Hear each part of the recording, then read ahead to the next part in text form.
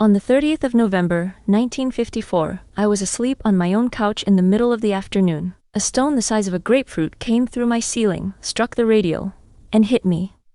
I am the only person on Earth this has ever been proved to happen to. And for the 18 years I had left, almost every person I met asked me a question. I would like to answer 6 of them properly. It happened at 46 minutes past 12, Central Time. I want to be exact about that, because I was not exact about it at the time and it has been held against me. I told a reporter it was around 2 o'clock. I had been asleep. I did not have a watch on. What it felt like was the heater exploding. That was my first thought. The gas space heater had gone up, and the ceiling had come down on me. There was dust everywhere and a noise I have never been able to describe to anyone's satisfaction. My mother was in the house. She ran outside and looked up and saw a black cloud, and came back in, and neither of us understood what we were looking at. Then I saw the rock on the floor. Grapefruit-sized. Dark. And I want you to understand what I concluded, because it tells you everything about how ordinary my life was up to that afternoon. I concluded that children had thrown it. There was a hole in my roof about 3 feet across. The stone had come through it, hit the big wooden console radio, and come off the radio into my side. My hip and my hand swelled up. Dr. Jacobs looked at me and said there was nothing seriously wrong, which was true, and then a few days later he put me in the hospital anyway. Not for the injury. He said it was to spare me the excitement. He was the first person to understand what was actually happening to me, and he was, I think, about 6 months ahead of everybody else. Across 3 states, people had seen a fireball in the middle of the afternoon and heard something like an explosion. Most of them assumed an aeroplane had come down. For a few hours, so did I. It was the only afternoon of my life in which I was one of the crowd.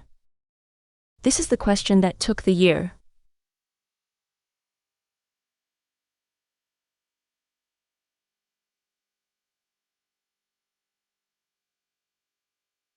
The chief of police came, and the mayor came.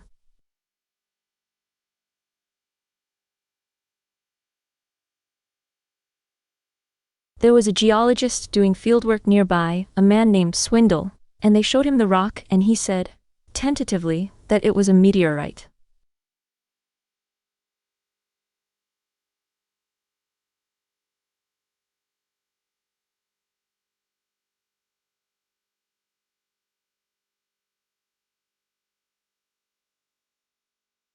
From Maxwell Field at Montgomery, and the officers took it away for analysis, and it was gone. Follow it, because I could not.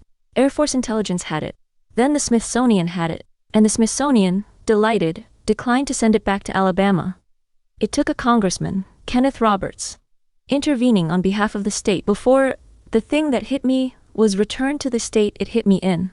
And while it was touring the country, the woman who owned my house sued me for it. Her name was Birdie Guy. We rented from her. She had a hole in her roof and a lawyer who told her, correctly, that the legal precedent gave a fallen meteorite to whoever owned the land. My husband and I said we would countersue for my injuries. The public took my side very loudly, which I did not ask for and did not enjoy. Before it reached a courtroom, cooler heads and we settled privately. The figure usually reported is $500. And she gave up her claim. So the answer to the question is mine. Eventually. After 14 months, an act of Congress, and paying my landlady $500 for the privilege of having been hit, my husband thought we were going to be rich. I want to be fair to him about this, because he was not a greedy man. He was a man who had been handed something that had never happened before and reasoned that it must therefore be valuable. He turned down an offer from the Smithsonian because he thought it was too low.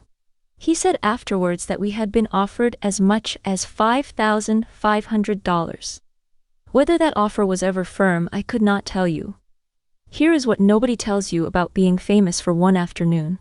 The value was not in the rock. The value was in the noise around the rock. And the noise had a half-life by the time it came back to us. Over a year later, the lawsuit had soured everything, and the offers had stopped. There was no buyer. Not one. In the end, I earned, at the very most, a few $100s from the thing that made me known in every state in the Union. In 1956, it went to the Alabama Museum of Natural History in Tuscaloosa, where it still is. The accounts of how it went there do not agree, and I would rather leave that where it lies. By nightfall on the first day, there were about 200 reporters and sightseers in my yard. My husband came home late and could not get through them to his own front door. Life magazine photographed the bruise on my hip. I want to say that plainly, because it is usually described as though I had offered it. A woman in Alabama who had never spoken to a journalist in her life pulled up her clothing for a national magazine to photograph a wound, and the photograph went everywhere, and for the rest of my life, people who had seen it felt they knew me. The letters came in sacks. Questions, mostly. People wanted to know what God had meant by it. People wanted a splinter of it. People wanted to marry me. I did not answer any of them. Not one. That was held against me too. They persuaded me to go to New York and go on television.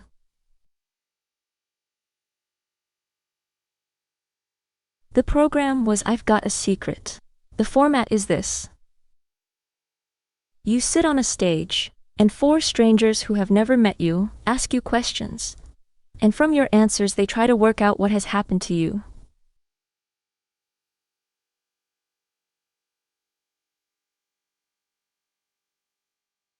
Then it is revealed, and everybody applauds. And you go home. I have thought about that stage more than about the couch, because that was the only time the questioning had rules.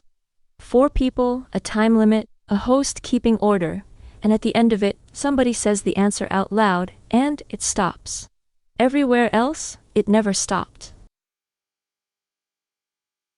There was no panel and no bell. Just every person I met for the rest of my life.